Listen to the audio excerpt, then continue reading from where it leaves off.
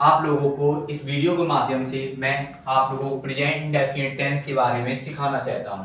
तो आप बहुत ही आसान तरीके से आप प्रेजेंट इंडेफिनिट टेंस को बना सकते हैं हिंदी से इंग्लिश। तो यहाँ पर हमारे साथ देखिए, जैसे कि अगर हिंदी सेंटेंस के लास्ट में ता है या फिर ती है या फिर ते है लिखा है तो समझना प्रेजेंट इंडेफिनिट टेंस है। प्रेजेंट इंडेफिनिट टेंस की जो हेल्पर होती हैं वो होती डू और डज। अब ये डू होता है, ये आता है प्लूरल सब्जेक्ट साथ। अगर कोई भी सब्जेक्ट प्लूरल है तो उसके साथ डू का प्रयोग करेंगे, और सब्जेक्ट सिंगुलर है तो उसके साथ डज का प्रयोग करेंगे। लेकिन मेन बात ये आती है कि डू और डज का प्रयोग कब करते हैं, तो अगर हमारा सेंटेंस नेगेटिव है या फिर इंटरोगेटिव है तभी हम डू और डज का प्रयोग करेंगे।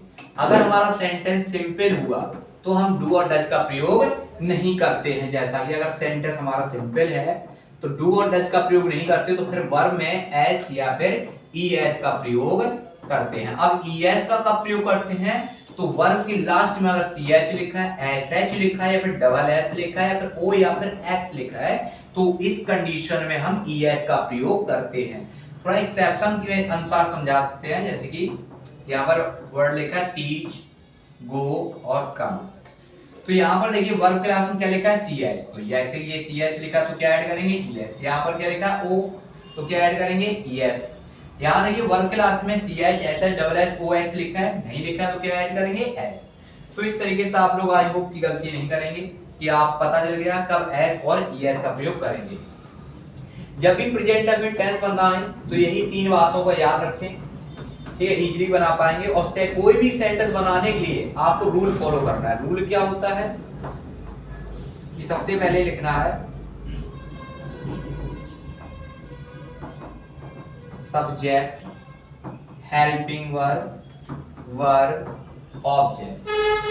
अब यहाँ पर सब्जेक्ट कैसे फाइंड करते हैं, वर्ब में कौन लगाइए सब्जेक्ट निकलेगा, वर्ब में क्या ऐड कीजिए आपको ऑब्जेक्ट पता चल जाएगा। अब वर्ब कहां पर होती है, तो वर्ब हमेशा सेंटेंस के लास्ट में होती है जहां हम टेंस पहचानते हैं। इन चीजों को अभी हम सीखते हैं एग्जांपल के थ्रू, जैसे कि वह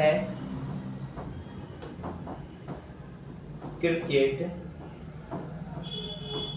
खेलता है। तो देखिए एक्सप्लेन करते हैं सेंटेंस को। सेंटेंस के लास्ट में देखिए क्या लिखा है ता है, तो मैंने क्या बताया था कि अगर सेंटेंस के लास्ट में ता है ती लिखा है तो कौन सा टेंस होगा, प्रेजेंट इंडेफिनिट। प्रेजेंट इंडेफिनिट जैसे टेंस पहचाना तो हमें हेल्पर पता चल जाती है। तो प्रेजेंट इंडेफिनिट टेंस की हेल्पर क्या होती हैं, डू और डज। अब सब हेल्पर पता करने के बाद पता करनी है वर्ब। तो वर्ब का होती है सेंटेंस के लास्ट में, जैसे सेंटेंस के लास्ट में क्या लिखा है खेल, खेल मतलब खेलना। तो हमें वर्ब पता चल गई, वर्ब के बाद में पता करना सब्जेक्ट और ऑब्जेक्ट। तो वर्ब में लगा दीजिए कौन आपको सब्जेक्ट निकल आएगा, वर्ब में लगा दीजिए क्या ऑब्जेक्ट निकल आएगा। जैसे कि वह क्रिकेट खेलता है, तो कौन खेलता है, वह।